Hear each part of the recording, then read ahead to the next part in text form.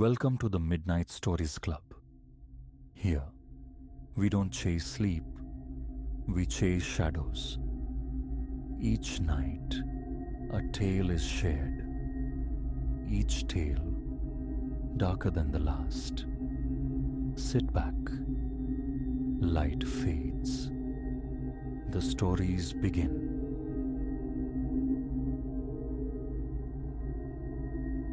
The glint in the rearview mirror wasn't salvation. It was appraisal. A hunter's stillness settling on its mark. And the mark was me, stranded on asphalt, ribboning through nowhere, the horizon swallowing the last smear of daylight. This journey began steeped in possibility, a cross-country pilgrimage toward a nascent future. My sedan, burdened with the sum of my belongings, was meant to be a vessel of liberation across the open expanse. Adventure hummed in the tires, until, deep within the Kansan vastness, the car developed a cough.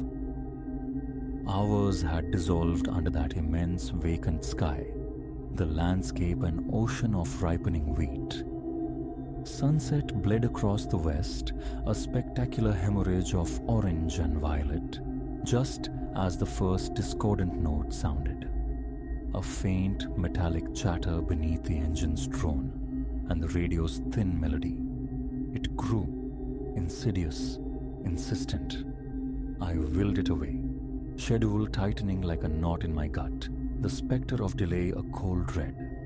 But denial evaporated when plumes of white vapor ghosted from beneath the hood. The chatter escalated into a violent clanging. A string of curses escaped my lips as I wrestled the car onto the dusty shoulder. The engine shuddered, gasped a final sputtering breath, and died. Silence crashed in. Perfect, I breathed, the word tasting like ash. Outside, the air hung thick with the acrid tang of burnt oil. I lifted the hood, waving away the smoke, confronting a labyrinth of hoses and metal. Inscrutable, hostile. My mechanical knowledge was a blank page. Helplessness washed over me. My phone, predictably, displayed nothing but stark indifference. No service. The sun had fully surrendered, twilight deepening into an unnerving gloom. The vacant highway, moments before a symbol of freedom, now felt vast and predatory. An involuntary shiver traced my spine, despite the evening's lingering warmth. Then, twin beacons pierced the distance, headlights approaching. Hope surged, a frantic bird in my chest. I flagged them down, relief flooding me as the vehicle, an aging pickup truck, slowed, its tires crunching on the gravel behind my disabled car. A figure emerged, silhouetted against the dying light, tall, wide across the shoulders, capped and bearded. He ambled closer, an easy grin splitting the shadows on his face. Bit of trouble? His voice was a low, gravelly rumble. I nodded, gesturing weakly towards the smoking engine. Just gave up on me. Any chance you're a mechanic? A low chuckle. Know my way around an engine, maybe. Mind if I have a look? I stepped back, observing as he leaned into the engine bay, his movements economical. Sure. He poked, prodded, his muttered commentary lost to the evening air. After a few tense minutes, he straightened, wiping greasy hands on faded denim. Good news? She ain't terminal, he pronounced. Bad news. Needs a part I haven't got. Nearest town with a shop is maybe 30 miles on. Happy to give you a lift if you like.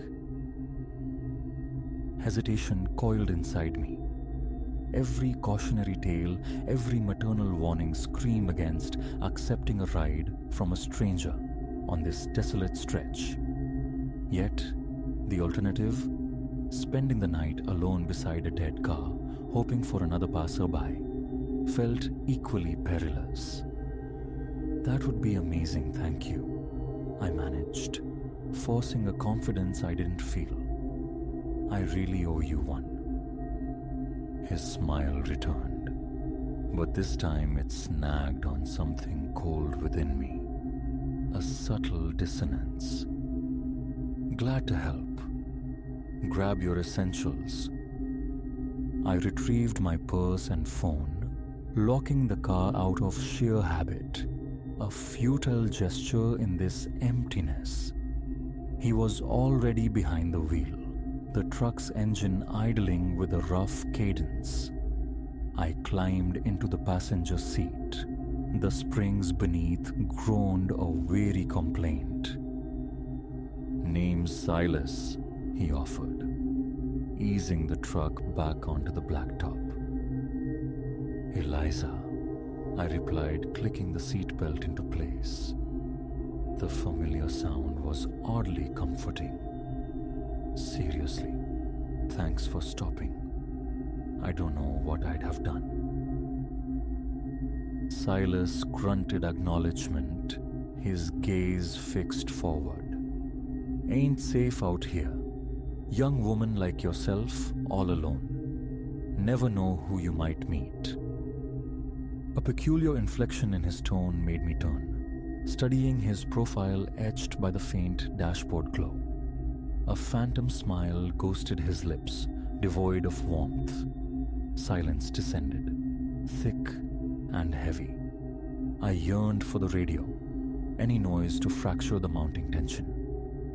Only the rhythmic thrum of tires on pavement and the frantic percussion of my own heart filled the cab. "So," I ventured, desperate to puncture the quiet, "you from around here?" He shook his head slowly. "Nope, just passing through. Same as you." "Ah, where you headed?"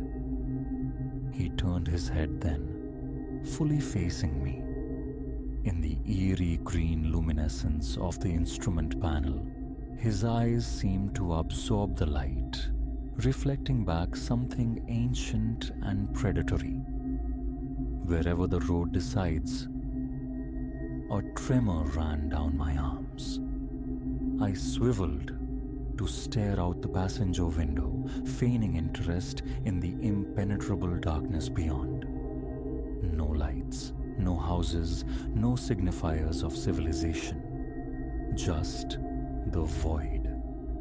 We could have been adrift in interstellar space. It was then my gaze snagged on the dashboard digits. 20 minutes crawling through this void. Yet the trip meter hadn't clicked over a single tenth. We weren't progressing. We were orbiting some unseen gravity. Silas?" I began, my voice betraying a slight tremor. "I think maybe we missed the turn. Shouldn't we be close to town by now?" No response. He just drove, that unsettling half-smile fixed in place. "Silas," I repeated louder, sharper. "Did you hear me? We need to turn back." His hand moved with startling speed, reaching across the console. The thunk of the central lock-in mechanism echoed like a slammed cell door. "Now, Eliza," he purred, his voice dropping to so low, intimate menace. "Why would we want to do that?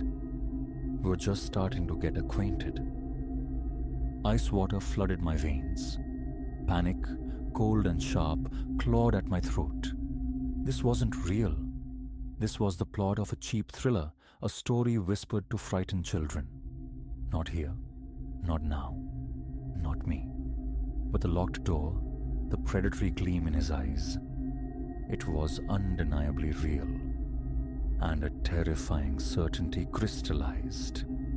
Act now, or never see another dawn. My eyes darted around the cab, searching for leverage, a weapon. My purse lay at my feet.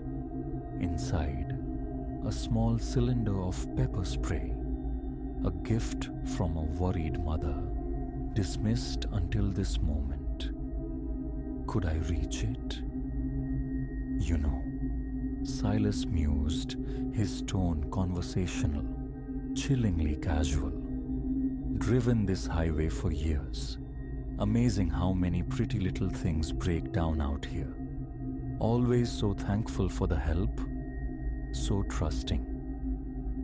I forced air into my lungs, fought to keep my voice steady, needing him distracted. And what happened to them? He laughed, a dry, rasping sound that scraped against my nerves. Oh, they're still around. Pieces anyway. Scattered nourishment for the wheat. Helps feed the country, you know. Sort of poetic, isn't it? My fingers finally closed around the cool metal of the canister. I drew a breath, a silent prayer, bracing myself. You know what I think? I asked, my voice tight. He turned towards me again, one eyebrow cocked inquisitively. What's that, sweetheart? With a single convulsive movement, I thrust the pepper spray forward and unleashed its contents directly into his face. A strangled howl of agony and rage erupted from him. The truck swerved violently, tires screaming. I slammed against the dashboard as we lurched off the highway, bouncing brutally over uneven earth before shuddering to a bone-jarring halt. No hesitation. I fumbled with the lock, threw the door open and flung myself out, hitting the ground hard. Pain flared in my shoulder, but adrenaline surged, overriding it. I scrambled to my feet and ran with a desperation I hadn't known I possessed, lungs scorching, heart battering my ribs. Behind me, Silas's enraged shouts pursued me through the darkness, threats that promised unspeakable things. I didn't look back. I just ran. Time lost meaning. It could have been minutes or an eternity. My legs burned, each inhale a knife twisting in my chest. Fear was fuel, pushing me past exhaustion, past pain. Then, ahead, a faint luminescence resolved into the harsh fluorescent glare of a gas station, an island of light in the obsidian sea. Hope, potent and dizzying, propelled me forward. People, cars, safety. I burst through the glass door, colliding with the startled gaze of a bleary-eyed clerk. Help! I choked out, words tumbling over each other. Call the police. A man. He tried. The sentence fragmented. The adrenaline dam broke, and the enormity of the near catastrophe crashed down. My legs buckled. I crumpled to the linoleum floor, shaking uncontrollably, consumed by ragged sobs. The subsequent hours were a fragmented montage. Flashing lights, calm voices asking questions, the sterile comfort of a police cruiser. They located my car, abandoned on the shoulder, and arranged for its retrieval. Of Silas and his truck, there was no trace. Their expressions, sympathetic but weary, suggested he had vanished back into the vast darkness from which he'd emerged. Dawn found me in a booth at a small town diner, cradling a mug of coffee gone cold. The raw fact of survival settled heavily. I was alive. But the landscape within had irrevocably shifted. The open road, once beckoning with promise, now whispered of unseen dangers. Every shadow held a potential threat. The world felt colder, its edges sharper. Yet, alongside the fear, a new awareness flickered. In the crucible of terror, I hadn't simply endured. I had fought. I had found a core of resilience I never suspected lay within me.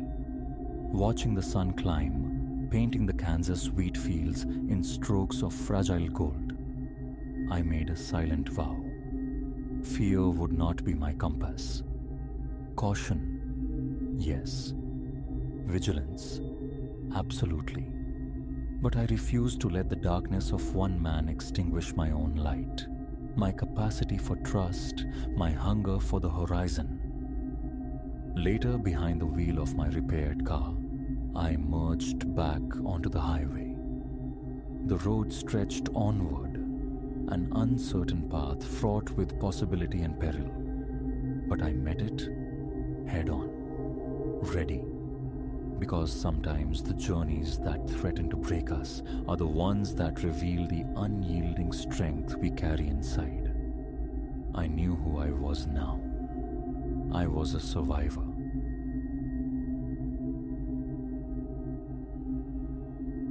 The sun bled across the horizon, bathing Ophir's hollow in washes of ochre and bruised violet. Long shadows stretched from skeletal structures, fingers of darkness probing the dust-choked streets.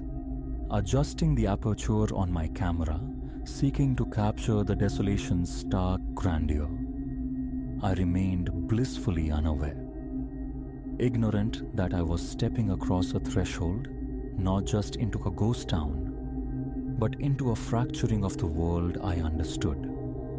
A place poised to unravel the very weave of my mind. My name is Elara.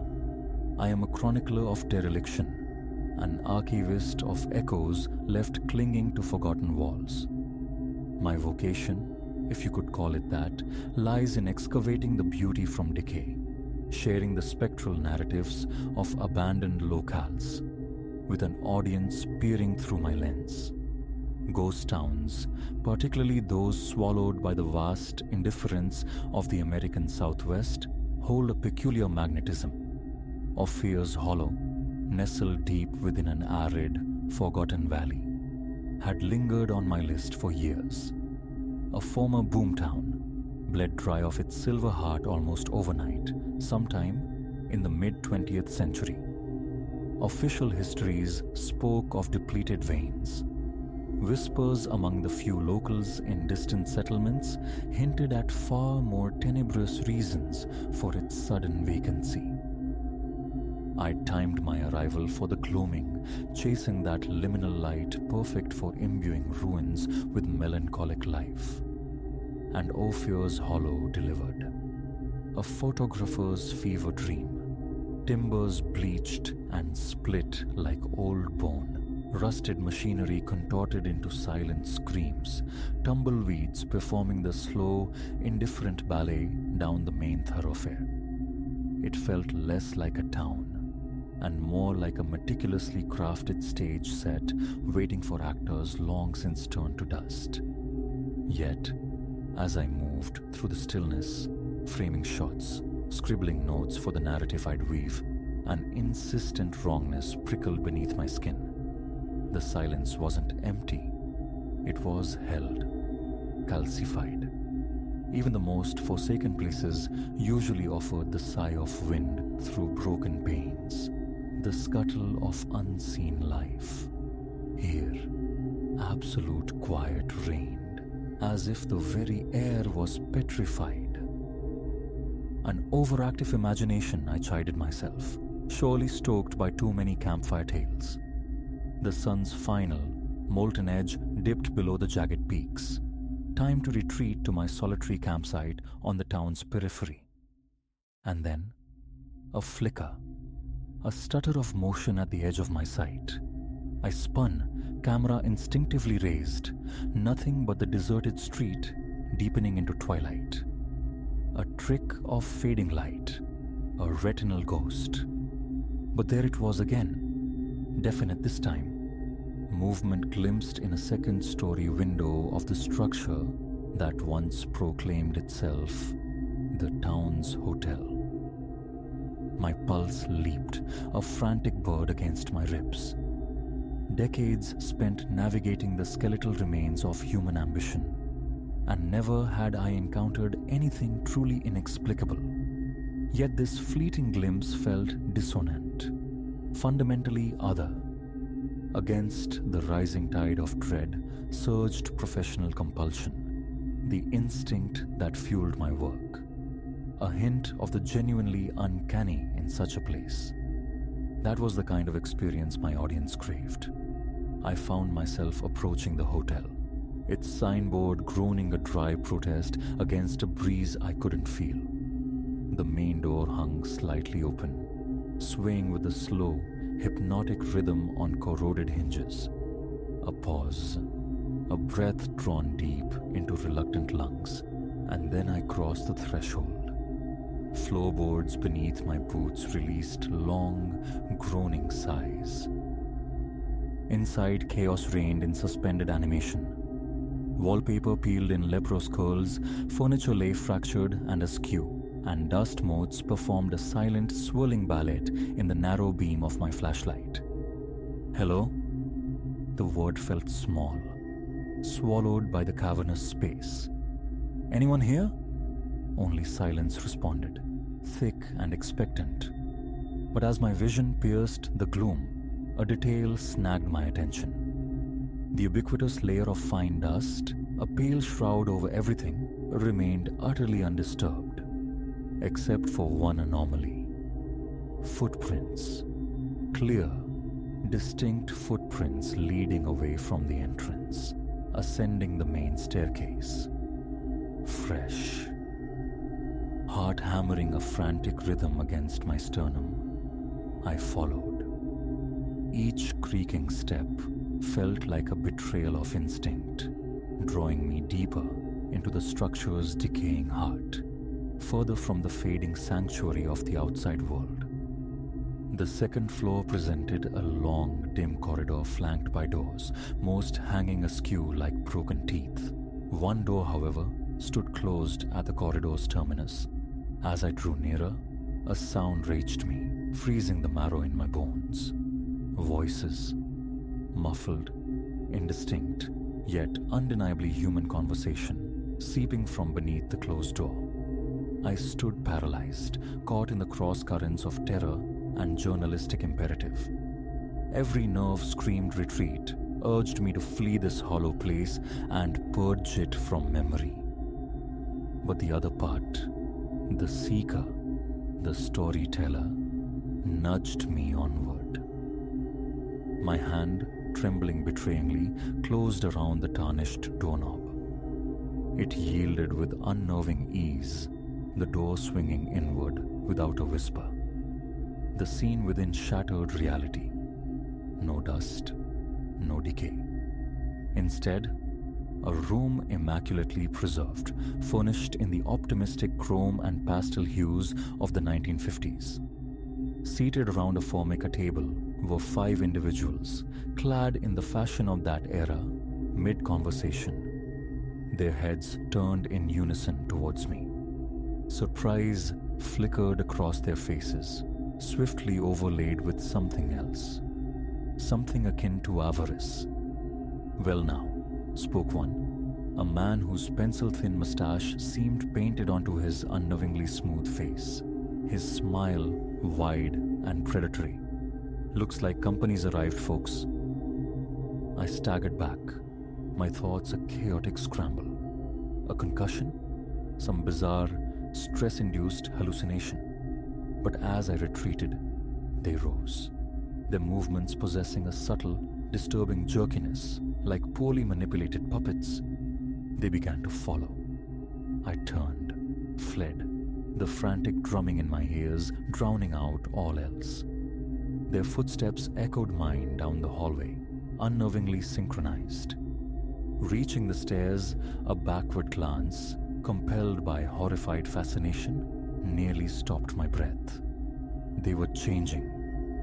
As they moved, their forms seemed to ripple and distort, flesh melting and reconfiguring. The period clothing dissolved, the friendly facades sloughed away. In their place shambled things of nightmare, limbs elongating into impossible angles, mouths stretching into needle-toothed gashes. Down the stairs I plunged, stumbling, nearly falling. I burst through the groaning hotel doors and into the street, gulping the cool night air. But the horror wasn't confined to the hotel.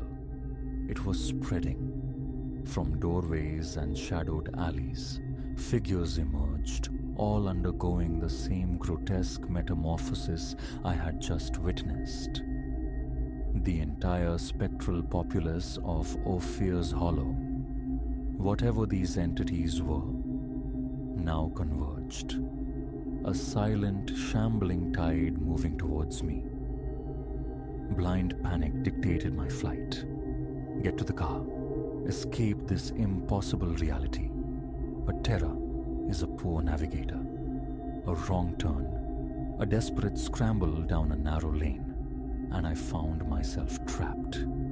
A dead end, barricaded by the hulking rusted carcasses of mining equipment, looming like cyclopean judges. I spun, back pressed against cold, unyielding metal, facing the advancing horrors. Then, a voice.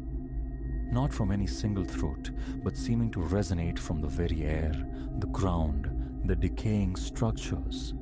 An omnipresent, chthonic vibration. Welcome, witness. It thrummed. We have anticipated your arrival. The creatures halted, forming a silent, watchful semicircle. The one who had spoken in the hotel, the mustachioed man, now a shifting vortex of shadow and suggestion, glided forward. Its voice, when it spoke again, retained a chilling, conversational calm despite its monstrous form. For aeons, we have lingered, bound here, ossified by forces you cannot fathom. But you, with your inquisitive spirit, your lens that captures moments, freezing them outside of time, you offer release. I shrank against the rusted metal, the words barely escaping my constricted throat. What are you? The creature's distorted mouth stretched into a horrifying rictus, a parody of a smile. We are the residue, the forgotten energies, the consequence of abandonment, where memory congeals and time ceases its flow. And now, witness, now you will become part of the collection.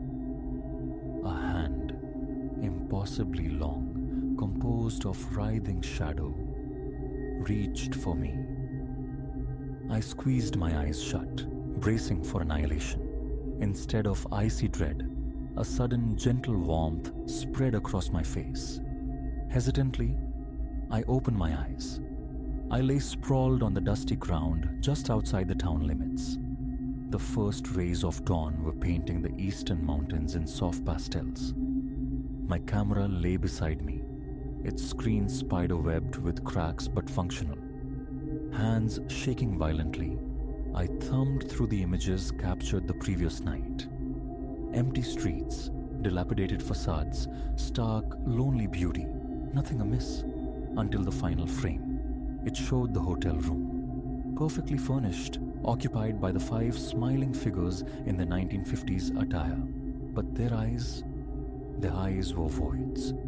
Orbs of absolute black, fixed directly upon the lens with an intensity that felt like a physical blow, leaching the warmth from the nascent sunlight. Scrabbling upright, I ran ran without looking back, reaching my vehicle, driving until Ophir's Hollow was a mere speck in the rearview mirror. Then nothing at all. That last photograph, the full truth of that night, I have kept them locked away. Until this telling, I still seek out the quiet places where human endeavor has surrendered to time. I still share their stories, but a new caution walks with me now, an awareness that the ghosts we hunt are sometimes terribly real, terribly patient, and hungry for new threads to weave into the stagnant tapestry. And sometimes, late at night, hunched over images from my latest foray into decay, I fancy I hear them, faint, distant voices whispering my name on the wind, inviting me back to that hollow place where time stands still and the forgotten things stir in the perpetual twilight, waiting, always waiting.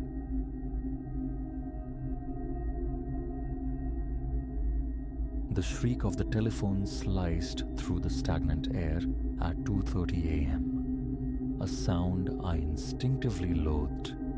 Nothing good ever arrived on wings of electronic noise in the dead hours. My eyelids flew open to the oppressive dark of the bedroom. My hand, slick with sweat, fumbled for the nightstand's accusing glow. Blocked collar, a breath held, a tap of the screen, the cool plastic against my ear, and then 5 words, delivered in a male voice, resonant and unnervingly placid, detonated the silence. I am waiting at your door. Too placid, the calm of a predator. I levered myself upright, the sheets clinging damply. 3 days my air conditioner had been defunct, surrendering the apartment to August's suffocating embrace.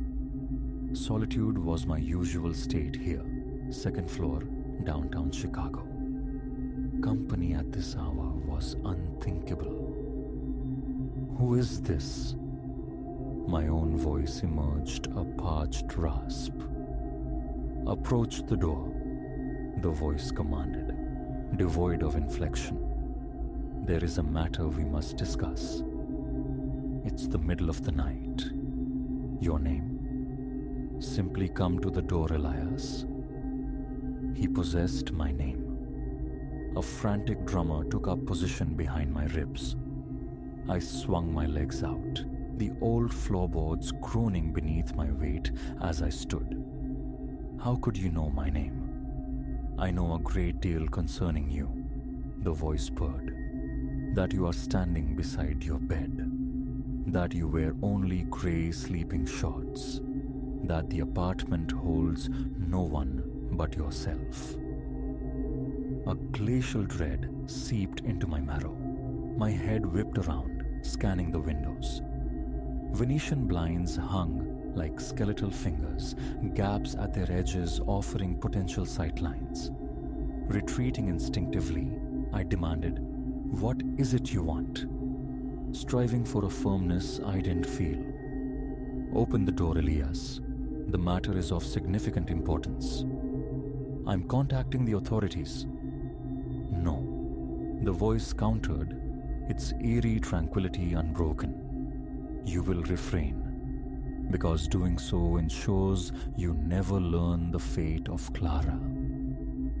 Clara, my sister, vanished 3 years prior.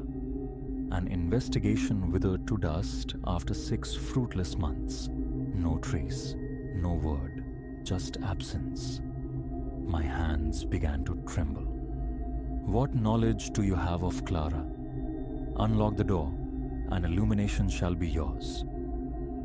I moved to the threshold of my bedroom, peering down the short, shadowed corridor towards the apartment's entrance. Faint security lighting from the hallway outside bled around the doorframe, etching its silhouette in the gloom. "How can I be certain you're physically present?" I challenged. "This isn't some twisted prank?" 3 sharp percussive raps exploded against the wood, making me flinch violently. Knock, knock, knock. "Does that suffice?" the voice inquired. Through the phone. My mouth felt like sand. The sound hadn't come through the receiver. It had reverberated from my actual front door. He was out there. Barefoot, I stepped onto the cooler floor of the hallway, the phone a slippery weight in my grasp. "Tell me about Clara," I insisted. "Now, or the police are my next call." Time evaporates, Elias. 30 seconds to grant me entry, or I depart, and the truth regarding Clara departs with me. How am I to trust you aren't fabricating this? 25 seconds. Offer something concrete. Prove you knew her. The day she disappeared, she wore a pale green sundress, sandals, silver. Around her neck, a delicate silver chain bearing a butterfly pendant. A gift from your mother for her 24th birthday. My chest constricted. Every detail was precise, chillingly accurate. Information withheld, locked away. 20 seconds. I drifted closer to the door, my free hand hovering near the deadbolt's cold metal thumb turn. 15 seconds. If I permit you entry, what guarantee do I have of my safety? Had harm been my objective, this conversation would be unnecessary. 10 seconds. My heart hammered against my ribs, a frantic bird trapped in a cage. Clara's face materialized in my mind's eye, her laugh, the light in her eyes. 3 years suspended in agonizing uncertainty. 5 seconds. With a click that seemed to echo like a gunshot in the stillness, I turned the deadbolt. Time has expired, Elias. Your decision? My palm, slick with perspiration, closed around the doorknob. A ragged intake of breath, and I pulled the door inward. The exterior hallway stretched empty in both directions under the flickering fluorescent light. Hello? I stepped over the threshold, scanning the corridor. Vacant. Silent. "Behind you," the voice whispered, directly in my ear. I spun, the phone tumbling from my grasp to clatter on the wooden floor. A man occupied my living room. Tall, expensive black suit clinging to broad shoulders. His face, sharp-featured and clean-shaven, offered a smile that failed entirely to warm his eyes. "How did you—" I stammered. "The fire escape," he interrupted smoothly. "Your bedroom window latch was unsecured. Negligent, Elias. Terribly negligent." I instinctively backed towards the open doorway. He advanced a single, unhurried step. "Resist the urge to flee," he advised. "You will wish to hear this. Stay away from me." His hand dipped inside a suit jacket. I braced myself, anticipating steel. Instead, he produced a phone. Not a sleek modern device, but an archaic flip phone. He thumbed it open, pressed a button. Clara's voice, tinny and fractured, filled the small space. "Elias, Elias, if you can hear this." A sob tore through her words. She was weeping. "I'm so sorry. So deeply sorry. I never intended none of this. You must—" He snapped the phone shut, silencing her plea mid-sentence. "Recorded 2 days after her disappearance," the man stated conversationally. "Would you care to hear the remainder?" My legs felt like waterlogged pillars. I slid down the wall, ending in a sitting position on the floor. "Who are you?" Someone acquainted with the true narrative. He replaced the phone in his jacket. Someone capable of providing answers. But first, we must address your willingness to procure them. What are you implying? Your sister inadvertently discovered something she ought not have.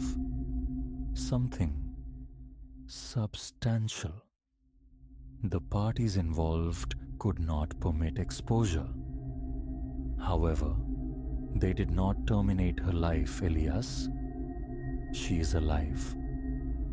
The room tilted. Where is she? I breathed, the words barely audible. That presents complexities. He strolled to my sofa and sat, crossing one leg elegantly over the other. The individuals detaining her possess considerable power, extensive connections. Extraction will be neither simple nor inexpensive. You are demanding money? In due course. Initially, however, I require your assistance in another domain. A minor service, one might term it. What sort of service? He reached into his jacket once more. This time, an envelope emerged. Your position at the financial institution grants you access to particular records. Client profiles, transaction logs, wire transfer details. A cold weight settled in my stomach. I cannot provide that information. It's against the law. More so than unlawful entry into a private residence after midnight? That chilling smile returned. We all transgress, Elias. The pertinent question is our motivation. You will transgress this law to preserve your sister's existence. He extended the envelope. I made no move to accept it. How can I be certain she truly lives? That recording, it could be old, from before. Consult your mobile device. I retrieved my phone from the floor where it lay.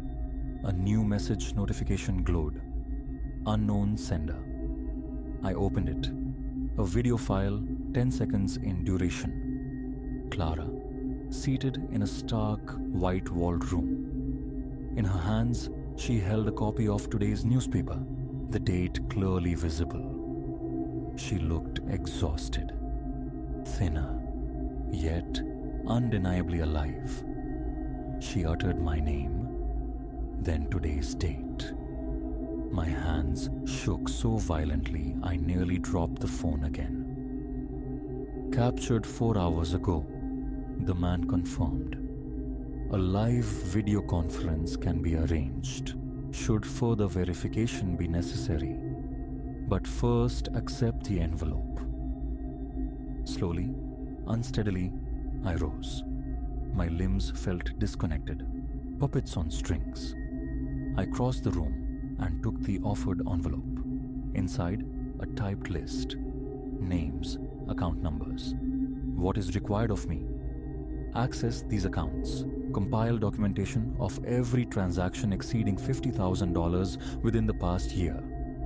Dates, sums, recipient accounts. You have 48 hours. The bank's security protocols are designed to flag anomalous access patterns. Yet you manage substantial accounts. Reviewing transaction histories is routine for you. Prudence will render your actions invisible. He stood, smoothing his jacket. One final stipulation, he added. Do not attempt cleverness. Do not engineer breadcrumb trails or alert any third party. Any such deviation results in Clara's permanent disappearance. He walked to my front door.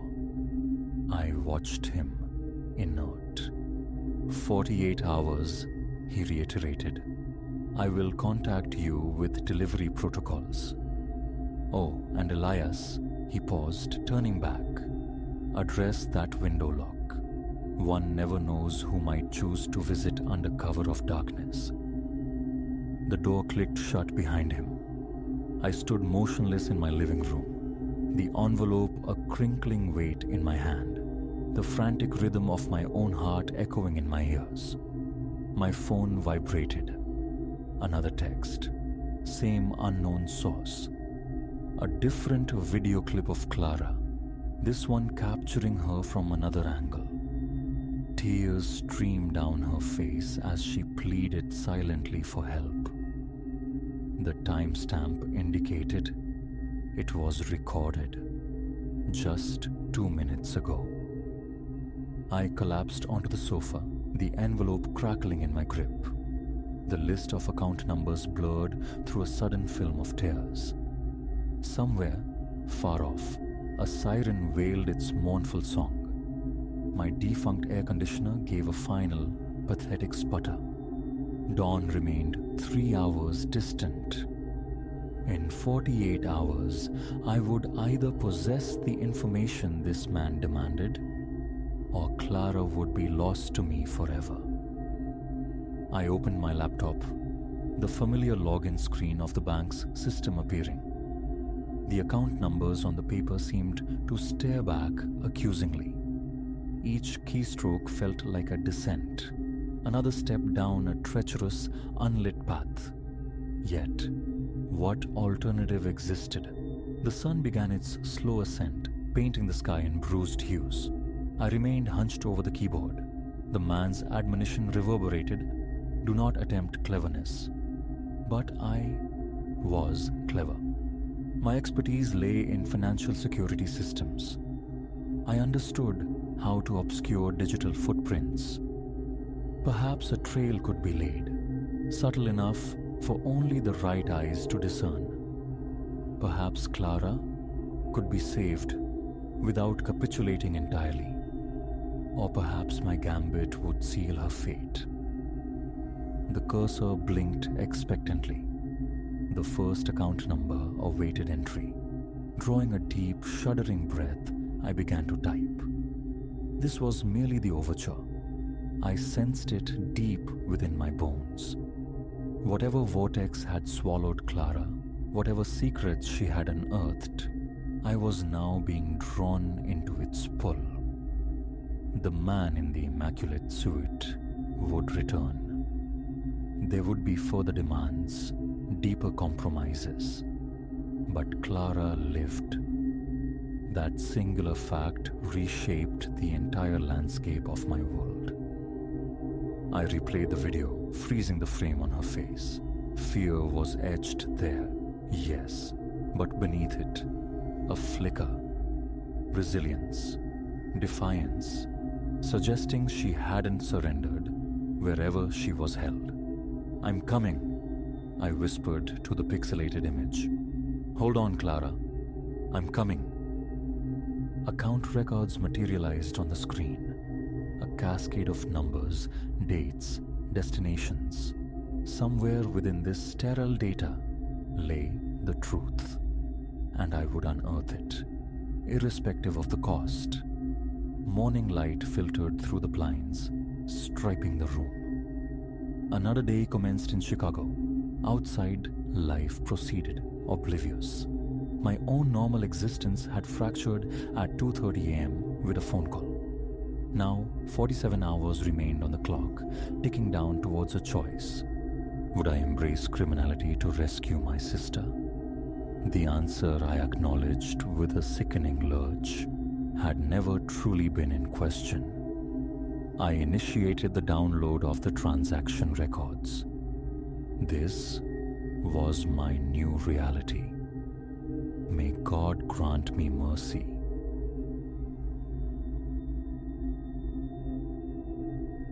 A discordance hummed beneath the Nebraska afternoon sun. It registered the instant my tires crunched gravel in the vacant lot of the Prairie Schooner Diner, a feeling easily dismissed by the gnawing void in my stomach. 6 hours swallowed by Interstate 80, westward bound. The digital clock on the dash blinked 2:47 p.m., marking the 100 miles my hunger had already traversed. The diner stood marooned in an ocean of dazzling corn. A flickering neon promise, open, pulsed weakly against the afternoon glare. Above the door, a tiny bell offered a brittle tinkle as I entered, stepping into an atmosphere thick with the ghosts of scorched coffee and aged fryer fat. Overhead, fluorescent tubes droned, bathing the tired cream walls and cracked crimson booths in a sterile, unforgiving light. A long formica counter, scarred and silver-trimmed, stretched away, its row of bolted chrome stools standing like skeletal sentinels. "Grab a seat," rasped a voice from the unseen kitchen, punctuated by the sharp hiss of something meeting hot metal. I slid onto a stool near the end, the naugahyde sighing beneath me. My forearms found the counter tacky to the touch. Before me lay a menu encased in clouded plastic, its edges dog-eared by time and countless indifferent hands. The cook materialized from the swinging kitchen doors, a lanky silhouette in his 50s, sparse grey hair clinging to his scalp, his white apron a canvas of culinary history. A plastic tag pinned askew read, "Silas." "Coffee?" he inquired, already hefting a thick ceramic mug. "Please," I managed, my voice rusty from disuse. He poured, the liquid emerging near black, radiating heat. The first sip scalded, tasting precisely of neglect and overbrewing. "Order?" Silas stood poised, pencil tapping a small pad. "Cheeseburger. Fries. Got it." He vanished back into the sizzle and steam. It was then, amidst the diner's low hum, that a soft clearing of a throat drew my attention. 2 stools away, where moments before there had been only empty space, sat an elderly gentleman. How he'd arrived without the bell's announcement or the squeak of final, I couldn't fathom. He wore a distinguished brown tweed jacket, softened with suede elbow patches, his snowy hair impeccably parted. Thin, wire-rimmed spectacles rested on the bridge of his nose. "Good afternoon," he offered, a slight incline of his head. His voice carried the gentle cadence of the South. "Hello," I returned, surprised by the presence in this vacuum. "Journeying far?" he inquired politely. "Trying to. San Francisco bound." "Ah, purpose of him." "New position." Normally reserved, I found his quiet, almost professorial air disarming. "A new chapter," he mused with a faint smile. "Excellent. Traversed that same route myself. Heavens, must be 4 decades past. Roads were quieter then. More havens like this." His gesture encompassed the lonely diner. The aroma of searing beef wafted from the kitchen, stirring my hunger anew. "And yourself? What brings you this way?" I asked, filling the silence. "Oh, merely passing through," he replied easily. "A habit acquired in retirement. Freedom to roam." A soft chuckle escaped him. "My dear Eleanor always claimed I had restless feet." "Eleanor?" "My wife. We lost her 5 years back. Cancer," he stated simply, devoid of perceptible sorrow, only acceptance. "My condolences." He offered a slight shrug. "Life unfolds as it must, doesn't it? We shared 42 fine years. No regrets there." Silas reappeared, the heavy plate landing with a thud before me. Steam curled invitingly from the burger and golden fries. "Set for now?" Silas asked. "Perfect, thank you." The old gentleman observed me lift the burger. "Silas turns out a respectable meal," he commented. "Nose is flat top." The first bite confirmed it. Savory meat, molten cheese, a bun toasted to just the right crispness. "You weren't wrong," I mumbled appreciatively after swallowing. "His hot sauce elevates the fries," the man suggested, nodding toward a nearby bottle with a hand-scrawled label. Silas's own. I noticed his own coffee mug sat before him, half full. As I ate, he spoke. of decades shaping young minds as a history teacher in Georgia, of 3 children now flung across the map, of the motorhome that became his vessel after retirement. Listening to his measured, insightful narratives laced with gentle humor, I felt the road's tension uncoil from my shoulders. His stories painted vivid pictures against the drab backdrop of the diner. "Forgive me, I didn't catch your name," he inquired during a lull. "Leo. A pleasure, Leo. I'm Arthur Pendleton." We shook hands across the counter. His grip, surprisingly strong, belied his years. The talk flowed easily, recommendations for hidden gem diners, musings on scenic byways, reflections on the shifting face of heartland America. I devoured the burger, then tackled the fries, crisp exterior yielding to fluffy potato, the tangy heat of Silas's sauce a welcome counterpoint. "How long has this particular ramble been?" I asked, gesturing vaguely. Arthur paused, contemplative. "Let's see. Departed Atlanta around the 1st of the month. So, a fortnight, give or take. Quite the journey. Retirement dissolves the calendar." He smiled faintly. "Every day holds the promise of Saturday. No clocks to punch, no destinations demanded." I noticed his coffee mug sat empty now. "Top you off?" I offered, hand hovering near the carafe Silas had left on the counter. "No, thank you kindly, Leo. Time I was moving along myself." Silas emerged once more, wiping grease from his hands onto his apron. "All satisfactory?" "Excellent," I confirmed. "Could I settle up?" Silas gave me a peculiar look. "Settle up for?" "My meal. Burger, fries."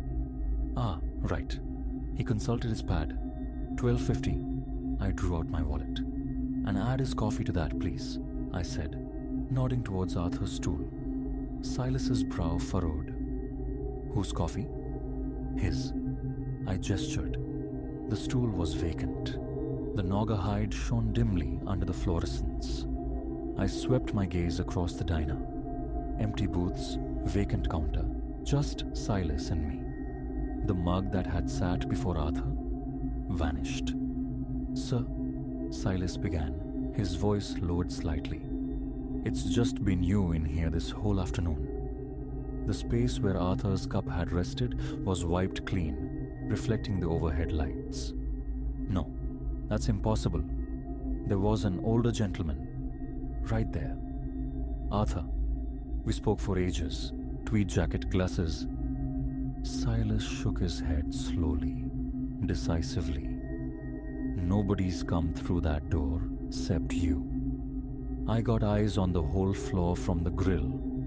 You've been nursing that coffee and eating that burger by yourself." A cold knot formed in my gut. The satisfying meal turned leaden. "But we talked."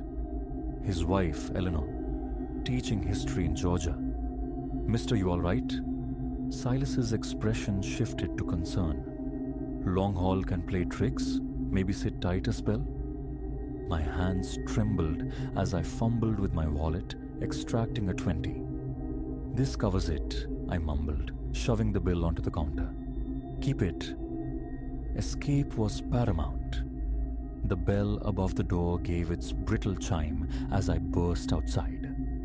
The afternoon sun assaulted my eyes, painfully bright after the diner's dimness. My sedan sat solitary on the gravel expanse. No other cars disturbed the corn-fringed emptiness. Keys slipped through my clumsy fingers, clattered on the stones. Once retrieved, I scrambled inside, turned the ignition. Wheels spitting gravel, I merged back onto the highway. A quick glance in the rear view, catching the prairie schooner, shrinking, its neon sign a fading pulse. My grip on the steering wheel was white-knuckled, sweat chilling my back despite the warm air. I pushed the car westward. the speedometer needle climbing, flanked by the relentless, whispering cone. The sun bled towards the horizon. Had fatigue conjured him? A waking dream born of highway hypnosis.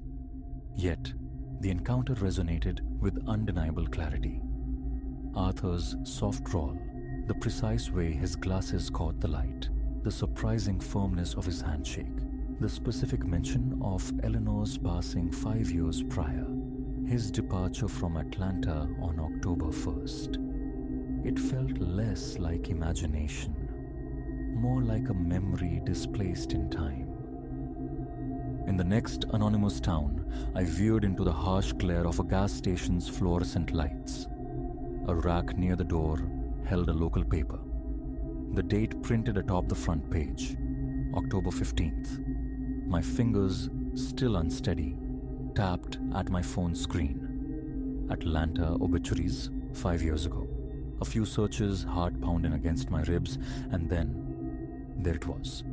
An entry dated October 15th, 2019. Arthur Pendleton, 72, esteemed educator and cherished family man, passed following a short illness. Retired history teacher, the accompanying photograph showed him clearly. Tweed jacket, suede patches, wire-rimmed spectacles, that impeccably combed white hair. The text spoke of his beloved wife, Eleanor, their 42 years together, 3 scattered children, a passion for exploring the country. The phone slipped from my nerveless grasp, hitting the linoleum with a sharp crack. Overhead, the gas station's lights buzzed insistently, an echo of the diner's drone. My own reflection regarded me from the darkened window, pale, eyes wide with disbelief. Night had fully descended, pressing close against the glass. I pictured the black ribbon of highway ahead, hours of solitary driving under the stars. Arthur's words surfaced, merely passing through. Returning to the car, I let the engine idle, watching the hypnotic stream of headlights on the interstate. Driving on felt impossible. I retrieved my phone, dialed the number for the nearest motel. The road could wait. It had to. Not while Arthur's gentle Georgia cadence still echoed in my ears, recounting journeys that had ceased precisely 5 years ago this very day. Not while the phantom pressure of his handshake lingered, tangible and royal, felt across a counter where Silas swore I had dined in utter solitude. A tired voice on the other end confirmed a room. Driving the short distance, my eyes flicked constantly to the rearview mirror. The highway stretched black and vacant behind me, yet the sensation of companionship was undeniable. How many other solitary travelers, I found myself wondering, had paused at the prairie schooner on desolate afternoons?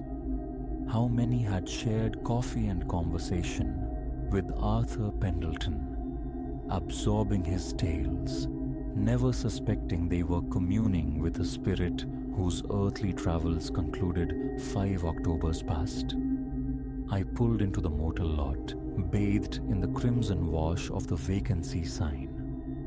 Tomorrow, the westward trek to San Francisco would resume, towards a new job, an unknown future. But tonight required stillness. Tonight was for grappling with the impossible logic of the afternoon, for reconciling the memory of a friendly phantom met in the heart of nowhere. A man who was, in the most profound sense, no stranger to the road he still traveled.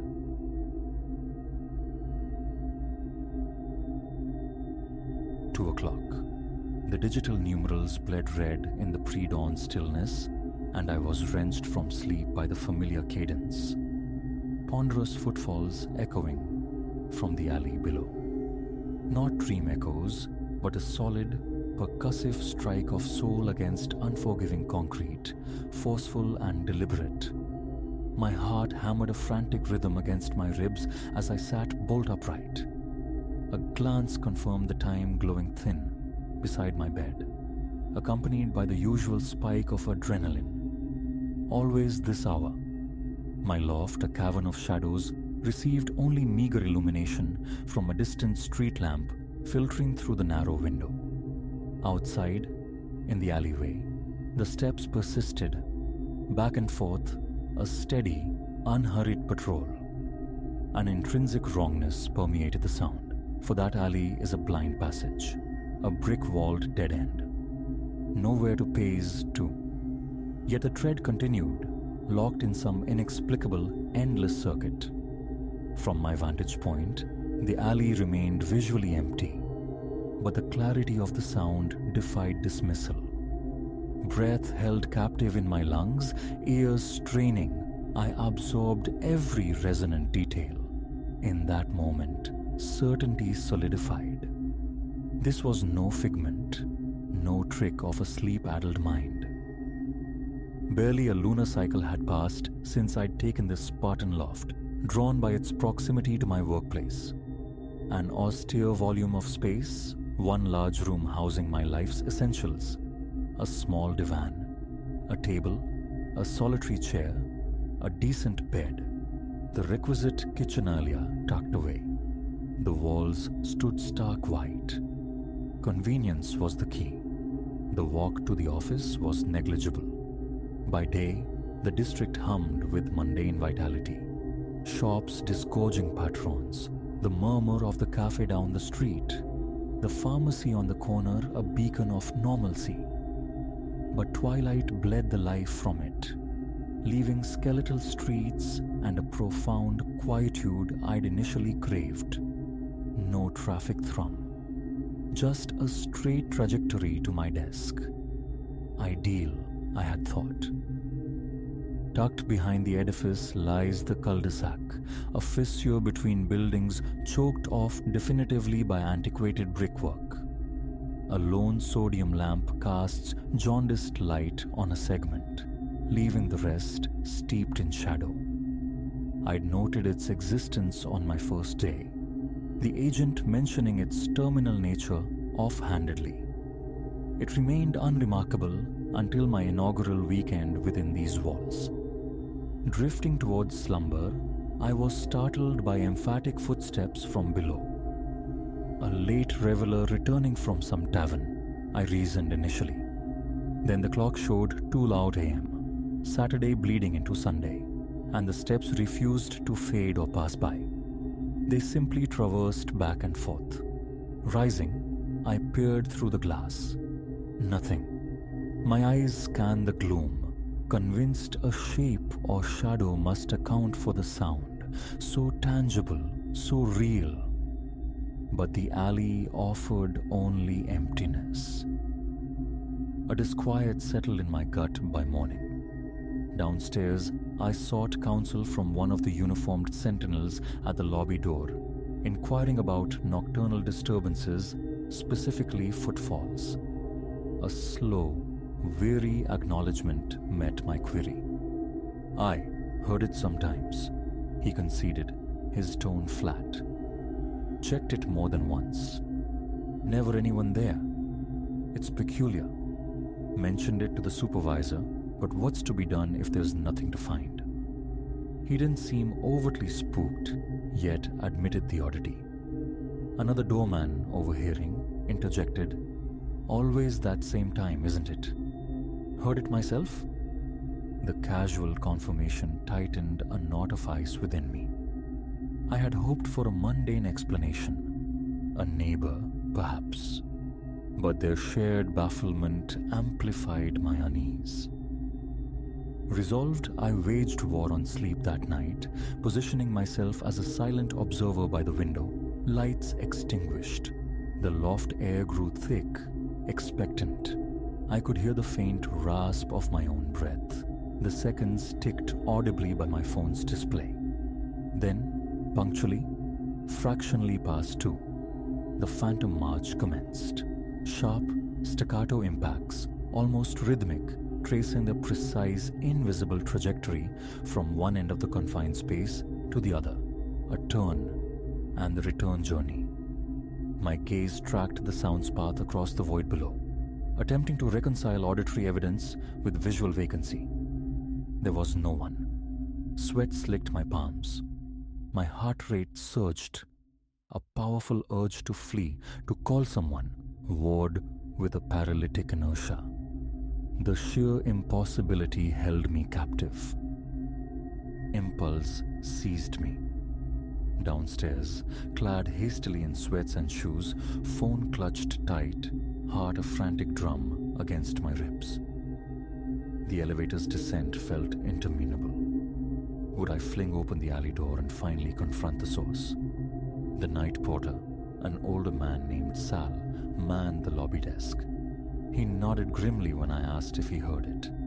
"Clear as a bell, right now," he murmured, his eyes uneasy. "But trust me, son, go out there. You'll find nothing." Still, I had to see.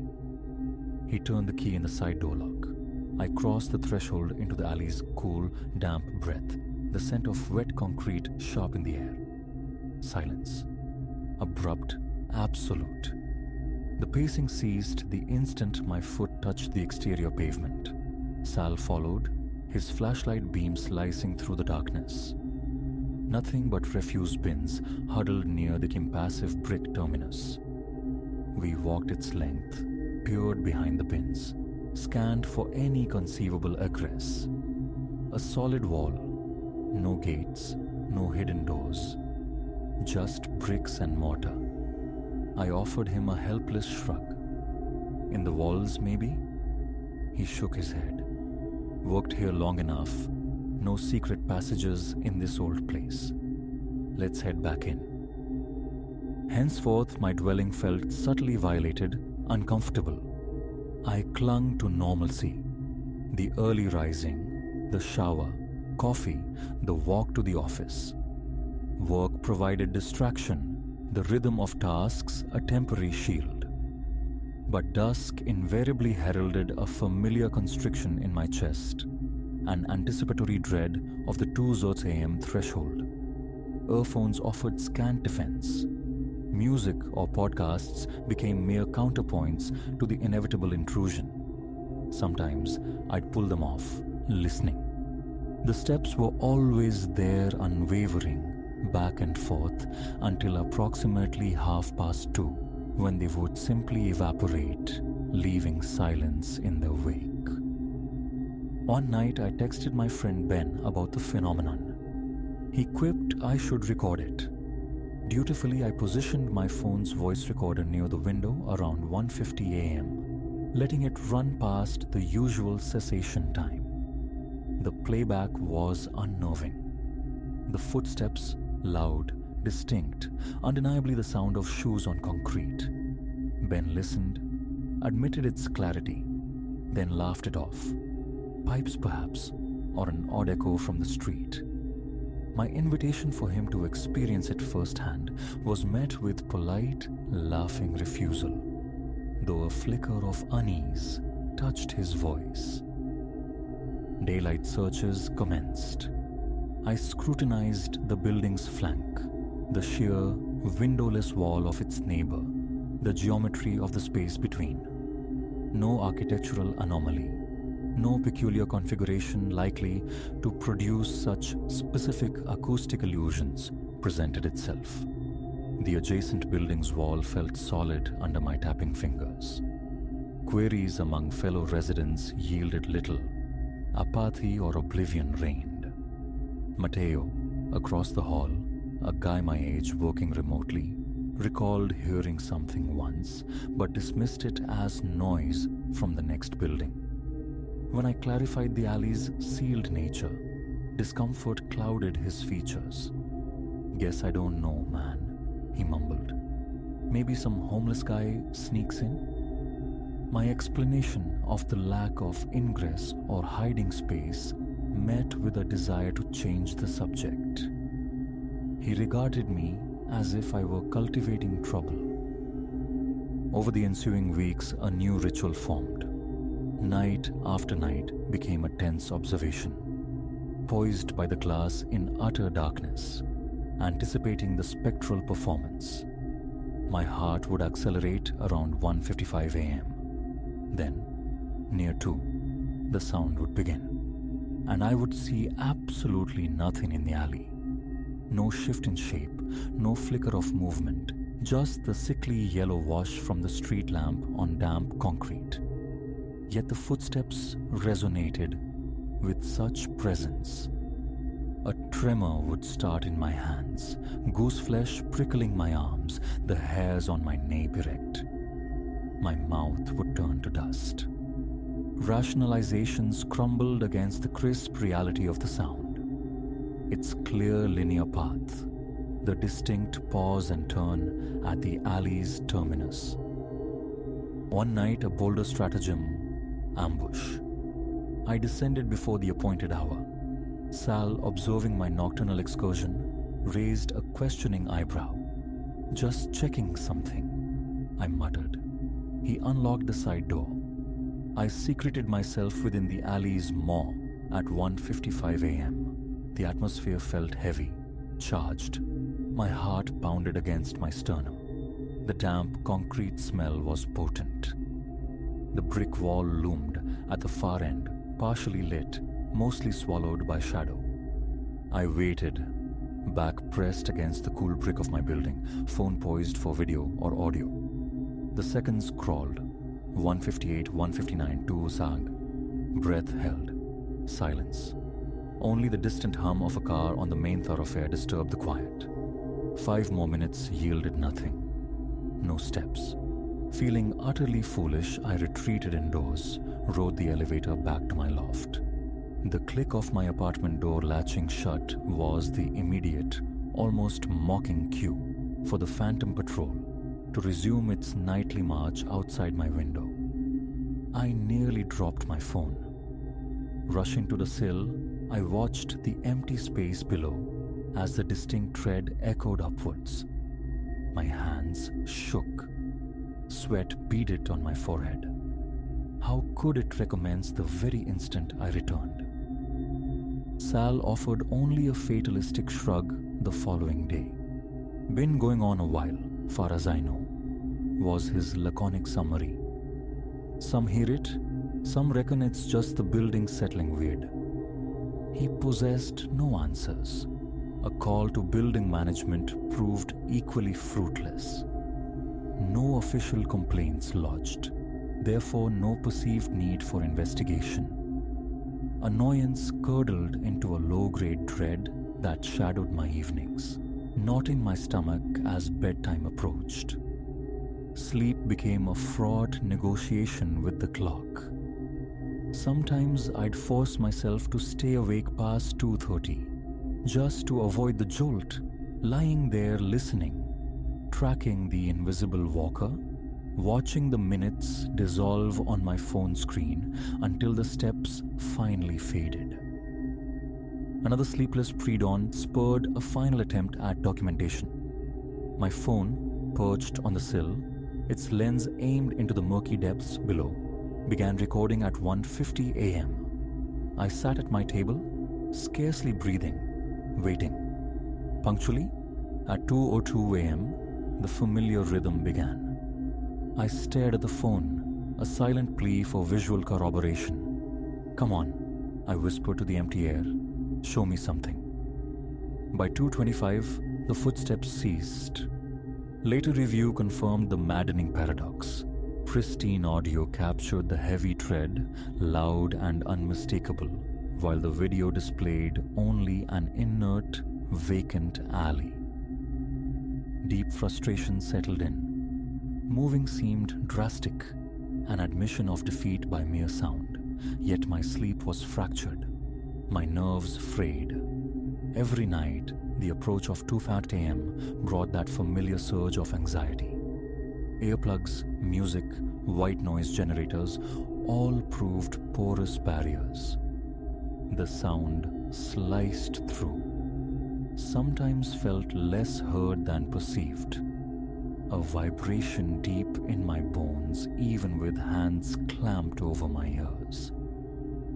On particular night, passivity fractured completely. At 10 minutes past 2, the sound a palpable presence even in the hallway outside my door.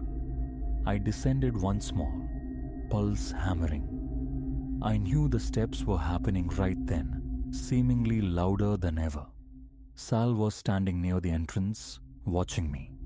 Without a word, I pushed through the side door and stood at the alley's mouth. Silence slammed down instantly. Nothing. I waved to Sal, indicating my intent to proceed deeper. He offered a weary shake of the head, but didn't intervene. Slow steps into the darkness, my phone's flashlight beam sweeping the damp ground. Droplets glistened in small puddles. No sign of footprints, no disturbance. Moments before, the air had thrummed with the sound of heavy passage. Now, only stillness.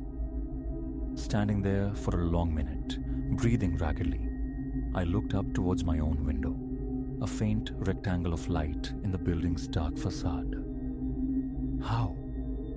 The question echoed unanswered in my skull. Back inside, the resigned look exchanged with Sal needed no words. The footsteps didn't cease in the subsequent weeks. Every single night, 2 a.m. until roughly 2:30 a.m., the identical pattern unfolded. Even when Ben crashed on my couch for a couple of nights, the phenomenon persisted, though his profound slumber rendered him oblivious. He believed the recording but remained untouched by the visceral nightly disturbance. His departure left me solitary once more with the inexplicable haunting. Now there is only a strained coexistence. I cannot explain it. Sal cannot explain it. Management remains indifferent, neighbors unconcerned. The clock hand creeps towards 2, and the familiar tension coils in my gut. Investigation yields nothing. Confrontation yields silence. Recording yields paradox. It simply is. The ponderous tread begins, paces its unseen circuit for 30 minutes, then fades into the pre-dawn quiet. You cannot see what makes it. Descending to intercept banishes it, only for it to resume upon your return. It's an unbreakable routine. I remain, still here, and every night I feel that lurch of anxiety as the hour approaches. I've ceased active attempts at resolution. Whether it's some impossible deception, a bizarre acoustic quirk of architecture, or something altogether beyond comprehension, I do not know. I know only that the sound is real enough to record, real enough to steal sleep, and real enough that no explanation suffices. It has become part of my life here, staring at the dark window pane, listening to the steps, waiting for them to stop.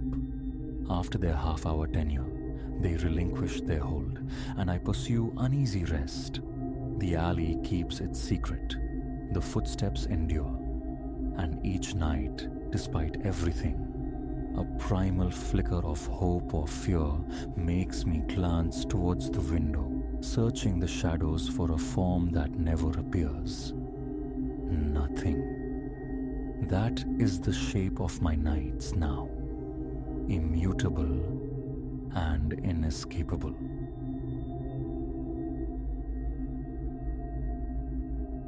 It clings, that memory. The bazaar's suffocating embrace, a narrow defile carved between bulwarks of forgotten kitchenware and cartons filmed with crime.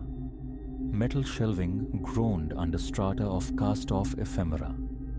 High on the topmost tier, nestled amongst its unlabeled brethren, lay a small clutch of cassettes. One, fractured across its plastic carapace, devoid of any identifying sticker, snagged my gaze. Retrieving it, I polished a clear patch through the dust with my thumb, a flicker of idle curiosity stirring within. It seemed insignificant then, merely a potential diversion, something to investigate later in solitude. For a handful of small currency, It became mine, vanishing into the sanctuary of my pocket. Back in the profound stillness of my flat, where drawn curtains admitted only a blade of afternoon sun slicing through a sliver beside the window frame, the air hung motionless. My venerable cassette player occupied its usual station on a low table, flanked by an armchair and a shaded lamp. With practiced motions, I slotted the tape into the machine's maw and depressed the play mechanism. Initially, only the faintest hiss of static whispered forth. I nudged the volume dial upwards. Then, emerging from the granular noise came voices, guttural susurrations, several individuals conversing intimately close to the recording device. No introductions were offered, their discourse an unintelligible mumble, conspiratorial whispers hinting at secrets. One voice rasped, strained as if parched. Another articulated words with a chilling, monotone sibilance. I spooled the tape back, played it again, straining to capture a coherent phrase, but gleaned only disjointed syllables, fragments adrift. I silenced the player, my gaze sweeping the familiar confines of my apartment. Nothing appeared disturbed. The furniture stood in its customary repose, yet the intrigue persisted, unslaked. Reseating myself in the armchair, I initiated playback once more. This time, amidst the murmurs, I caught distinct references. The lamp, a chair. My immediate assumption, they spoke of some other setting, dissolved as the chilling realization dawned. The objects described were those surrounding me. A cold tendril of unease began to coil in my gut. My eyes flickered towards my lamp, my chair. The voices murmured of behind him, of something on his left. Instinctively, my head swiveled leftward. A bookshelf stood there. Beside it, a precarious stack of old newspapers. A moment later, the tape confirmed the presence of old newspapers. I jabbed the pause button, my throat constricting. A dry swallow. This demanded verification. Rising, I deliberately altered the room's arrangement. A pair of shoes near the entryway found a new home beneath the window. I shifted the angle of a chair, relocated a cup from one side of the low table to the other. Then, heart thudding softly, I pressed play. After a brief crackle of static, the dialogue resumed. He altered the chair's position. One voice observed flatly. And the cup. Another added, note the footwear near the window. A knot tightened in my throat. Stop. Again. My pulse hammered against my ribs, a frantic drum. A cool film of perspiration prickled my brow. I ejected the cassette, turning the ordinary-looking plastic object over in my hands, noting again the minuscule fissure in one corner. Reinserting it, I rewound, then played. I listened, utterly focused. The voices were now meticulously cataloging my immediate actions. They stated I was holding the tape. They remarked I was leaning forward. They observed my attire. A dark shirt, denim trousers. A quick glance down confirmed their accuracy. Pause. My gaze darted around the room. The door remained securely locked, the windows fastened. I was undeniably alone. The building's corridor outside, usually deserted at this hour, offered no sound. I fought for composure. Play. The voices seemed nearer now, their timbre possessing an unnerving immediacy, as if captured mere seconds before. He just glanced at the door. One whispered, precisely what I had done. His right hand rests upon the tape machine. True. They detailed the precise inclination of my body over the table, the angle of my head, the subconscious tapping of my left foot against the floorboards. Stop. I remained perfectly still, adrift in incomprehension. How? Minutes stretched into an eternity of silence before I dared press play again. He stands motionless now, a voice intoned, unmoving, listening intently. My stomach churned. Hidden surveillance? Was some unseen eye observing me from beyond the walls?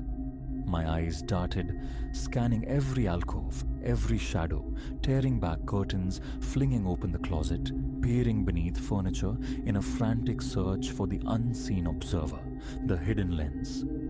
Nothing. No clandestine devices revealed themselves. Pressing my ear flat against the cool plaster of the wall yielded only silence from the adjoining flats. Returning to the machine, I rewound the tape once more, played it again. The voices conferred in low tones, a subtle anxiety coloring their whispers. He's inspecting the closet, one noted. He imagines he might locate a camera. Another added, with that same chilling lack of inflection. Blood rushed hotly to my face. This surpassed strangeness. It bordered on the impossible. Cracking the window slightly, I peered down onto the deserted street below. No loiterers on the pavement, no vehicles idling suspiciously. I resealed the window, securing the lock. A new stratagem formed. On a scrap of paper, I scrawled a single word in bold capitals, test. I placed it conspicuously on the table. Play. The voices acknowledged it instantly. He has inscribed something on the table, one observed. He seeks to test us. A surge of mingled fear and anger jolted through me as I wrenched the tape from the player. I sank into the chair, the cassette clutched in my hand. It felt unnaturally warm. Holding it close to my ear elicited nothing. The phenomenon was tied inextricably to playback. Perhaps it was the player? From a box beneath my bed, I unearthed an old battery-operated portable deck. After inserting fresh batteries, I tried the cursed tape. The result was identical. The disembodied voices chronicled my every move with detached precision. They had no emotion, offered no rationale, merely stated the facts of my actions and my immediate environment. Stop. Eject. I set the tape aside. To eliminate mechanical fault, I played a standard music cassette. It performed flawlessly. An old radio drama I'd recorded years prior sounded perfectly normal. Tentatively, I reintroduced the strange tape. The voices returned instantly, narrating my movements within the room. The mechanism remained utterly opaque. I carried the player into the small kitchen alcove at the rear of the flat. Play. The voices spoke of the sink basin, the stacked plates, the cups inverted on the drying rack. They described the exact placement of my hands. A chill permeated deeper, my arms growing rigid, a fine tremor starting in my fingertips. Stop. Locking the apartment door securely behind me, tape and player in hand, I stepped into the building's hallway. Play. The voices detailed the corridor, the flaking paint on the wall, the worn doormat outside a neighbor's door, the tap of my own shoes on the linoleum floor. Stop. I descended the stairwell to the building's lobby. Seating myself on a bench near the mailboxes, I pressed play. The voices described the lobby's sparse furnishings, the dim overhead light. He is seated by the mailboxes, one stated. He holds the player upon his lap. My eyes scanned the empty space. Nothing. No one. Outside on the pavement, I risked playing it again. The voices painted an auditory picture of the street. The cracked asphalt, the weathered lamppost, a tenacious patch of weeds sprouting near the curb. Every detail mirrored reality. He glances over his shoulder. A voice murmured, I realized with a jolt that I was doing precisely that. Stop. A deep, shuddering breath. Something more definitive was required. Hailing a taxi, I directed it to a quiet supermarket parking lot several blocks distant. Perched on a low concrete wall, I pressed play. "He has departed his residence," came the flat narration. "He is presently situated in a parking area near a supermarket sign. He observes a red automobile parked directly before him." My gaze lifted. A red car sat there, exactly as described. A curse escaped my lips as I switched off the player. Inspiration struck.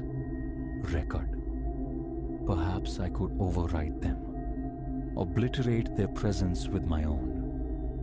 Holding down the record button, I spoke into the small integrated microphone, stating my name, my address, the current time, describing the overcast sky above. Then, releasing the button, I rewound. Play. Anticipation curdled into dread. Playback yielded no echo of my own words, only the familiar, rasping tones describing my futile effort. "He attempts to record over us," one voice said. "He speaks into the microphone." Then, chillingly, "He desires our erasure." A sound followed, dry and rattling, like stones shaken in a wooden box. Laughter. My breathing grew rapid, shallow. Stop. Eject. I flung the cassette onto the tarmac. My heel ground down upon it, seeking annihilation. The plastic groaned, cracked further but stubbornly refused to shatter completely. Retrieving the wounded object, I forced it back into the player. Play. "He endeavored to destroy the tape," a voice announced, the sound now exhibiting a slight warble, a distortion, but undeniably present. Defeated for the moment, I resolved to return home, to put the tape aside, hoping distance or time might sever the connection. A period of calm was essential. The bus ride back was an exercise in anxiety. The player heavy in my bag, my shirt clinging with clammy sweat. Fellow passengers remained absorbed in their devices, oblivious to my internal turmoil. Back within my building, up the stairs inside my flat, the door locked firmly behind me. I deposited the tape on the table, backing away, as if from something venomous. Water from the kitchen tap did little to soothe my frayed nerves. Silence descended, thick and watchful. Minutes crawled by. Then, compulsion overriding caution, I picked up the player one last time. Insert. Play. "He has returned to his apartment," the voices stated, proceeding to inventory the room's contents yet again. Stop. I spooled the tape forward, all the way to its apparent end. Play. The voices continued, narrating my present actions. There was no conclusion to the recording, no history. It existed only in the immediate now. Rewinding to the very beginning yielded the same result. The sound of my own ragged breathing filled my ears. My throat felt impossibly tight.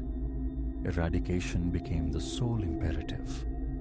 I opened the window, contemplated hurling it into the street below, but the thought of another soul stumbling upon it stayed my hand. Window closed.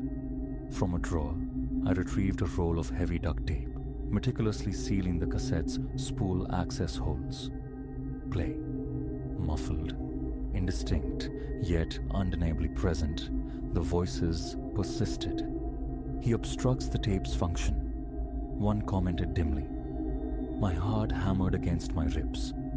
Retreating to the bathroom, I shut the door, turned on the faucet to create masking noise, and pressed play. They described the bathroom mirror, the pattern on the towels, the rhythmic drip from the tap I hadn't quite closed. Turning off the water, I listened again. They described me leaning against the cool tile wall, player clutched in my hand. Stop. I set the player down. My reflection stared back from the mirror. Face taut, eyes bloodshot, mouth a grim line. Silence.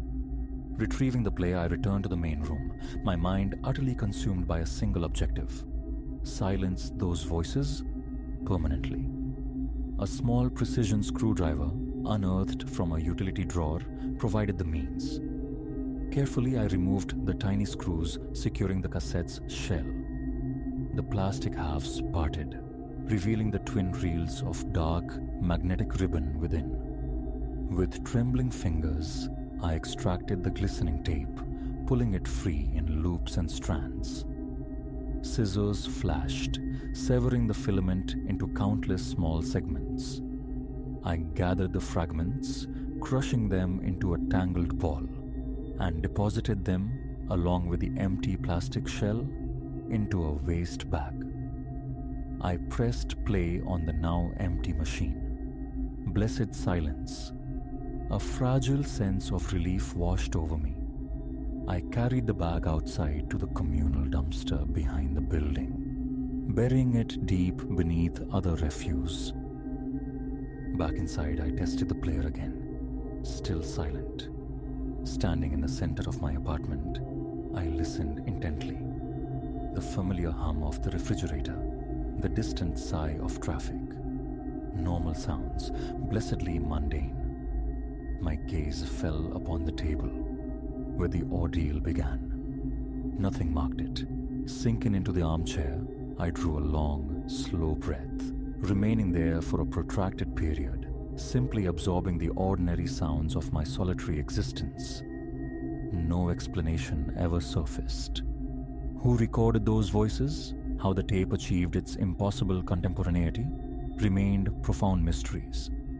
They offered no threats, no motives, only relentless, unnerving observation. Yet, their intrusion had been a violation, leaving a residue of exposure. After its destruction, the voices never returned. Silence reclaimed my rooms, yet it felt altered, thinner, the absence of the voices a palpable void. The cassette player remains, repurposed solely for music. Occasionally, the memory of the tape surfaces, a chilling enigma I no longer attempt to decipher. I simply endeavor to live within the quiet that followed.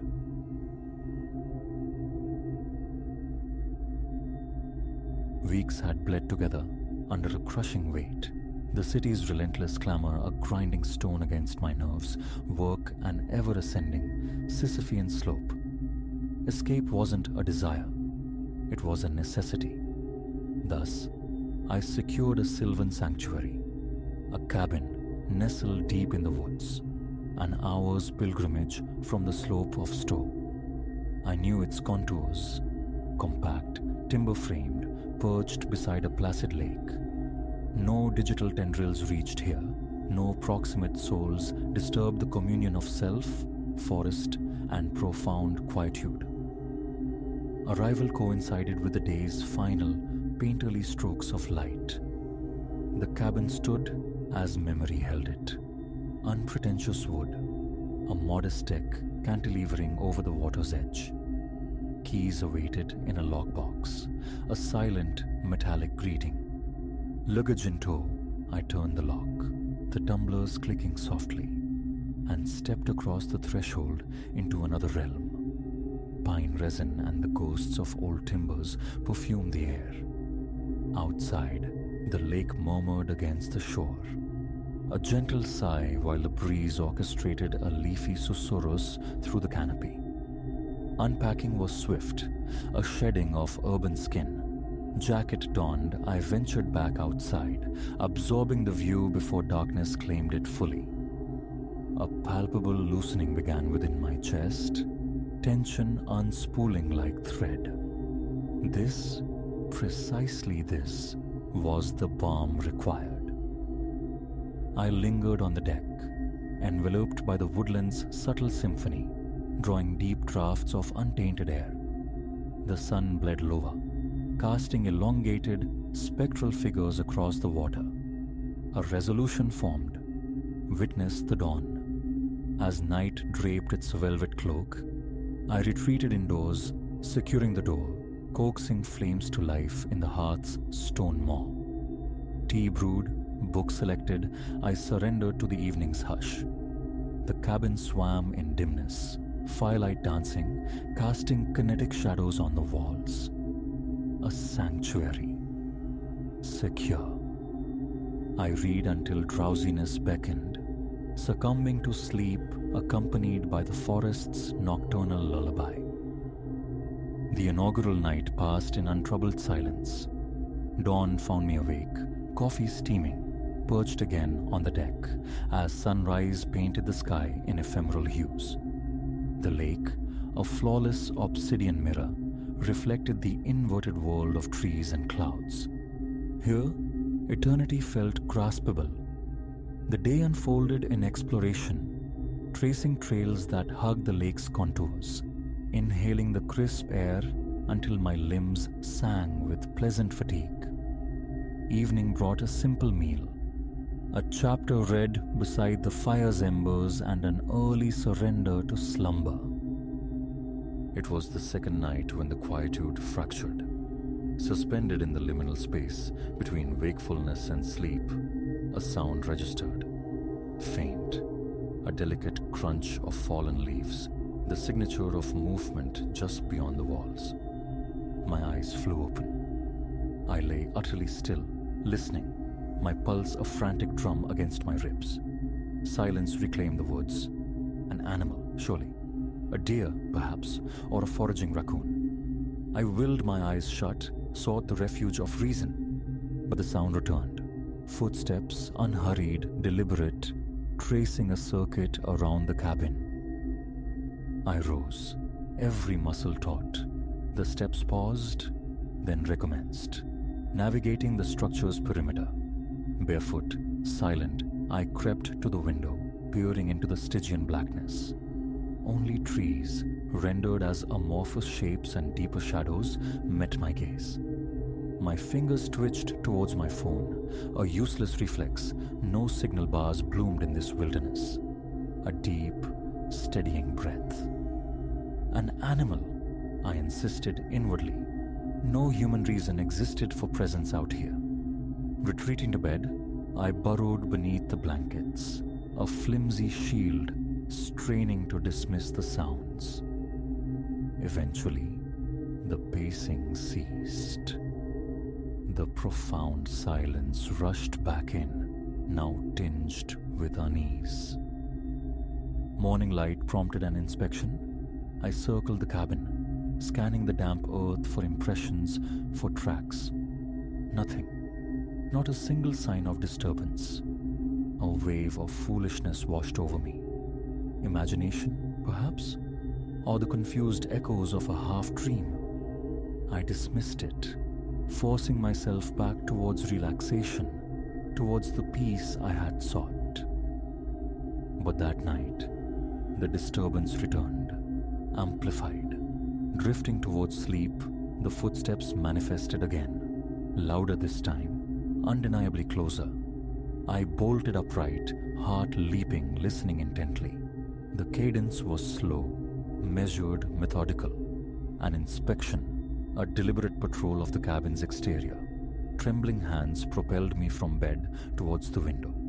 And this time, I saw it. A silhouette against the weak moonlight, moving just beyond the glass. Tall, undeniably human in form, yet devoid of discernible features. Merely a dark shape, gliding with slow, unnerving purpose. I froze, transfixed, my heart a violent captive in my chest. The figure rounded the cabin, pausing near the front door. No face was visible, yet an oppressive sense of being observed, heavy and unsettling, permeated the thin wooden walls. It was watching. I knew it, an instinctual certainty transcending sight. Stumbling back from the window, thoughts scattering like startled birds, the reality of my isolation crashed down. No signal, no help, miles from anywhere, anyone.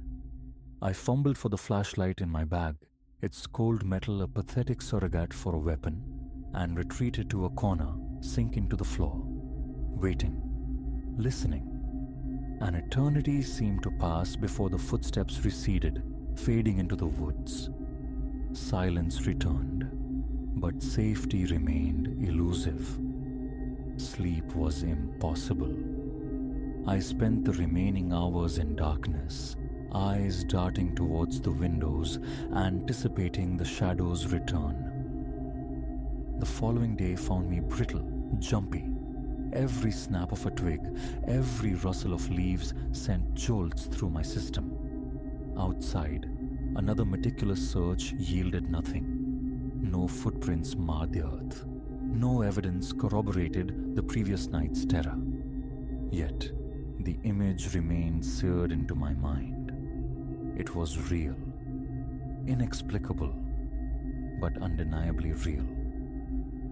That night, I abandoned any pretense of sleep. Huddled in the main room, every lamp blazing defiantly against the encroaching dark, flashlight clutched tight. Imagination, I chanted silently. Paranoia. But near midnight, the familiar rhythm began anew. The footsteps, louder still, more assertive. The figure circled, pausing at each window pane, as if seeking ingress. Then came a new sound, a soft, almost tentative tap-tap-tapping against the glass. A polite inquiry, chillingly out of place. My stomach coiled. My grip on the flashlight tightened until my knuckles ached. I remained motionless, scarcely breathing. The knocking persisted, migrating from window to window, slow, patient, possessed of infinite time. Then utter stillness. The silence pressed in, thick and suffocating. I waited, coiled, every nerve alight. And from the threshold just beyond the front door, it came, a low, sibilant whisper. Let me in. Ice water sluiced through my veins, motionless, breathless. The whisper repeated, soft yet insistent, seeming to emanate from the very grain of the wood inches away. Let me in. I scrambled backward, hands shaking violently, collapsing behind the sofa, attempting to shrink, to vanish. Trapped, helpless. A cornered creature awaiting the inevitable. Again, the whisper, gaining an edge of demand. Let me in. Something snapped. Survival instinct surged. I launched myself towards the back door, fumbled with the lock, wrenched it open, and plunged into the night. No looking back, only flight. Through the grasping trees, branches clawing at my face, breath tearing raggedly from my lungs, directionless, propelled solely by terror. Time lost meaning. Eventually, miraculously, my stumbling feet found a dirt track. I followed it, legs screaming, lungs burning, until twin beams sliced through the darkness. Headlights. Waving frantically, desperately, I flagged the vehicle down. A window descended. A concerned face peered out. Words tumbled out, incoherent fragments of fear, of pursuit, help. Someone was after me. The driver blessedly understood enough. I climbed in, was driven to the nearest outpost of civilization, and the authorities were summoned. They returned to the cabin, conducted their investigation, found nothing. No tracks, no signs of forced entry. An animal, they suggested gently. A bear, perhaps. The voice, a product of panic-stricken imagination. But I know what I saw. I know what I heard.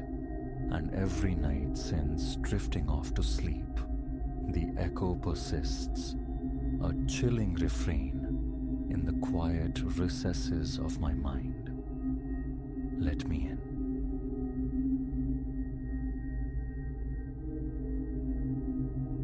The memory clings like damp tunnel air, sharp and cold.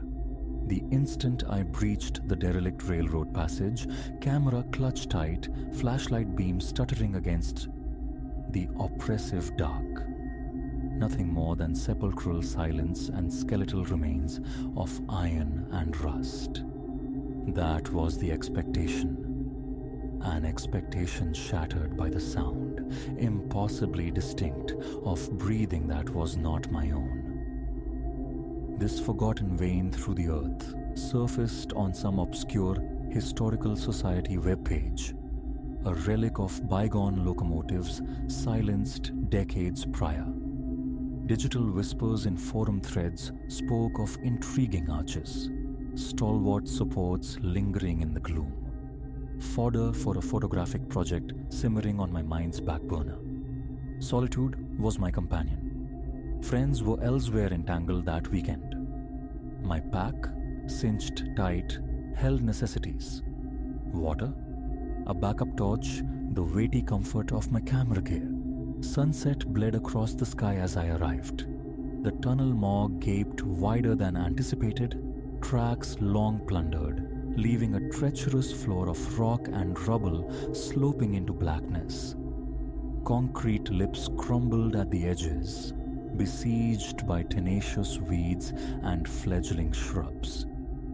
My flashlight sliced into the void, revealing only more darkness, punctuated by spectral graffiti scars on the weeping walls and the percussive drip, drip, drip from unseen fissures above.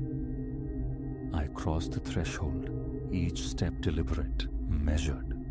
Instantly the air turned biting, a palpable chill absent just moments before.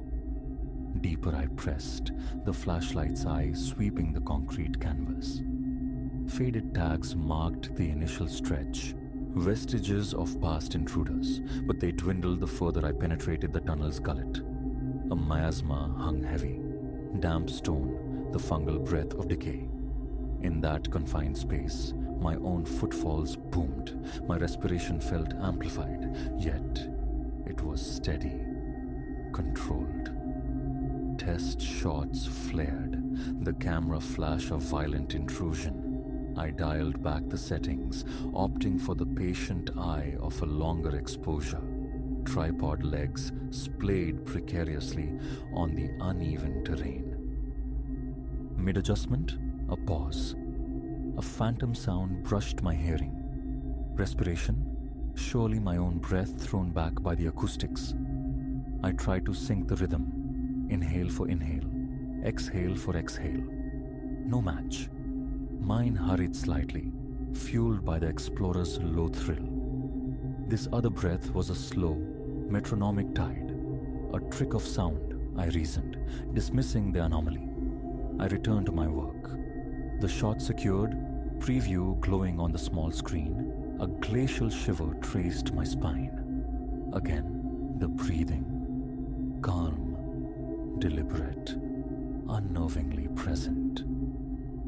Extinguishing my light, I courted the absolute dark, straining to perceive motion, a silhouette against the distant, dwindling mouth of the tunnel. Nothing. The blackness was total, profound, far beyond the reach of any lingering daylight. The entrance had shrunk to a negligible speck. I stood suspended, holding my breath, listening. My own pulse hammered a frantic rhythm against my eardrums. A distant drip punctuated the silence. Then, a different sound. Something shifting. A faint scuff against the rocky floor. Not me. Light flared back to life as I swept the beam in a frantic arc. Empty. Just rough-hewn walls slick with moisture, weeping dark streaks. An old maintenance door, rusted hinges fused, leaned drunkenly inward on one side. the ground littered with pebbles, the glint of discarded cans. An animal? Water echoing strangely, plausible deniability warred with a rising tide of unease. I pressed onward, the flashlight beam oscillating methodically. Pausing intermittently, I captured images of the ghost white support beams arching overhead. The dripping intensified, a steady, sorrowful weeping from multiple points in the ceiling. The air grew colder still, my breath pluming visibly. Walls glistened, thoroughly saturated now, and then I saw them. Peculiar streaks smudged down the concrete. Closer inspection revealed their true nature. Handprints, starkly defined, unnervingly fresh, moisture still beading around the faint impressions of fingers and palms. My heart kicked against my ribs. These were no random stains. They were deliberate marks, hands pressed flat. Water trickled down from their edges. Tentatively, I touched one. The surface was slick, frigid. My fingertips came away damp. Wiping them absently on my jeans, I cast the light about, searching the ground for corresponding footprints. Only my own boot marks disturbed the dust and scree. Just then, the breathing returned. Closer, audibly nearer. I froze, spun around. The flashlight beam pierced an empty corridor, the same damp walls, the same uneven floor. A tremor started in my hand. I half expected a figure to resolve from the shadows.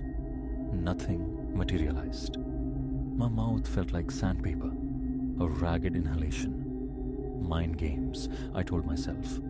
Dark places breed phantoms.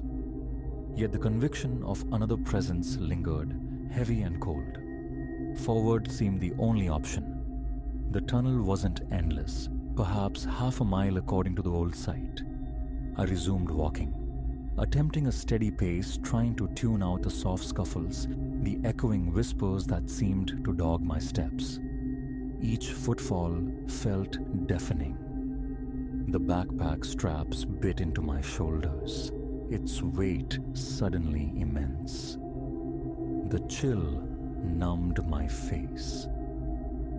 A subtle shift in the air, a draft, faint but definite, pushing outward from the tunnel's deeper recesses. I halted for water, my hand unsteady as I lifted the bottle. A few swallows, then stillness, listening. The rhythmic respiration began anew, seemingly originating just behind me. I whirled, light held high like a weapon, void. My heart hammered a frantic tattoo against my sternum. Move. Just keep moving. Minutes later, a distinct tap on my shoulder. Light, precise like a single finger prod. I flinched violently, the flashlight nearly tumbling from my grasp. I spun, stumbling slightly, bathing the space behind me in light. Only the weeping wall met my gaze. The spot on my shoulder prickled, phantom pressure lingering. A drip from the ceiling? I checked. The rock above was dry. Adrenaline surged, sweat beading on my brow despite the cold. The flashlight flickered, emitting a low buzz. A sharp rap with my knuckles steadied the beam. Faster now, I pushed onward, footsteps echoing in a panicked staccato, eyes scanning the floor, navigating the treacherous remnants of rotted railroad ties. Ahead, a nebulous glow materialized. Not daylight. The world outside was fully cloaked in night. A faint shimmering, source unseen. The tunnel widened here, an alcove perhaps used for storage or loading in its prime. The air plunged several degrees colder. My light swept left, catching something low, table-like. Closer inspection revealed a makeshift platform, a rusted metal sheet balanced on fractured cinder blocks. Upon it, arranged in a crude circle, sat the melted stubs of numerous small candles, wax pooled darkly. Symbols, jagged and primitive, were scratched deeply into the metal surface. Beside this arrangement lay a small scatter of bones. Avian, perhaps. Definitely not human. An altar. The word formed unbidden, chilling in its implication within this cold, subterranean place. I recoiled, palms slick with sweat. That peculiar draft intensified, ghosting through my jacket, raising gooseflesh despite the layers. It carried an earthy, damp scent, like disturbed soil. Vulnerability washed over me. My breathing hitched, ragged. Steadying myself, I swept a light around again. More wet handprints adorned the walls near the altar, stark against the concrete. I leaned in, examining one closely. Water oozed from its outline, tracing a glistening path downward. A scrape from behind. Something dragging across stone. I pivoted sharply. My flashlight beam snagged fleeting movement by the altar. A shadow. A shape withdrawing behind a thick support column. Heart pounding, I advanced. Light fixed on the spot. Reaching the column, I found nothing. Only the thrumming of my own pulse filling my ears, the dryness in my throat acute. Retreat beckoned, yet a perverse curiosity urged me onward. An exit? A better vantage point. I'd come this far for unique images, hadn't I? And this bizarre altar. Who would believe it without proof? I raised the camera, the flash firing in a blinding pulse, momentarily illuminating the cracked concrete, the metal sheet, the skeletal remains of candles. Then, the breathing again. This time to my right. Another involuntary flash photo ripped through the darkness, triggered by sheer reflex. Empty space. Wet walls. My hands shook uncontrollably. Toward the faint promise of an exit, I continued. The tunnel began a gentle curve, obscuring the view ahead. The draft strengthened, becoming a tangible presence, pushing against me, rustling unseen debris on the floor. Pebbles shifted, spectral scraps of paper danced in the beam. My light probed the distance, seeking an opening. No daylight, no moonlight yet. Was it sealed? Or just further still? I paused near a jagged rupture in the wall, a potential side passage, dark and forbidding, bristling with exposed rebar. Water pooled at its base. A primal reluctance stayed my feet. The darkness within that smaller void felt actively hostile. I moved on. Another soft drag, a scrape from behind. I spun, light held ready. Nothing, just the echoing emptiness. Breath coming in shallow pants, the urge to escape became overwhelming. My skin felt clammy, boots scuffing noisily. Every tiny sound was magnified, jarring. Tension knotted my shoulders, aching my neck. The thought of someone else, hiding, watching, sent icy tendrils down my spine. Find the exit. Get out. Go home. Finally, the passage straightened. Ahead, a pale luminescence bloomed, moonlight filtering through the far entrance. Relief surged, potent and dizzying. I broke into a near run, stumbling over loose stones, almost there. One last look back. I swept the flashlight beam down the corridor I'd just traversed, and saw them. Wet footprints marring the dusty floor, prints I hadn't seen before. Not my boot shape, narrower. Barefoot? At least 4 distinct impressions leading my way. From deeper in, or originating right where I stood. My heart seized. Then again, that same impossible tap on my shoulder, light but undeniable.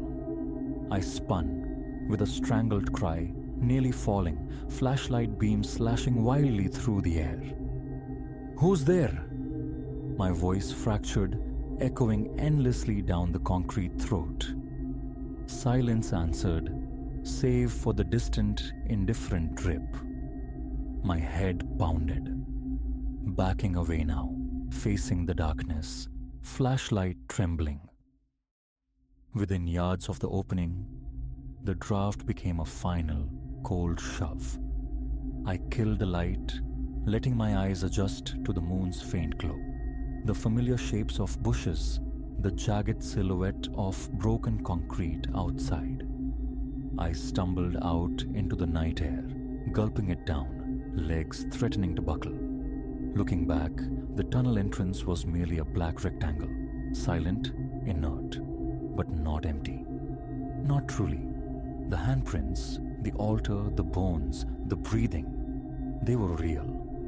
I stood for a long moment, collecting the fractured pieces of my composure. The sudden quiet of the outside world felt alien. My camera felt heavy in my hand. Later, reviewing the images, blurry captures of damp walls, the crude altar stark under the flash, I found no figures, only shadows and ambiguous shapes in the periphery. Wordlessly, I turned and walked toward my car, the journey punctuated by constant nervous glances over my shoulder. Inside the vehicle, doors locked, I sat gripping the wheel, breathing hard, chest tight, hair plastered to my forehead with cold sweat.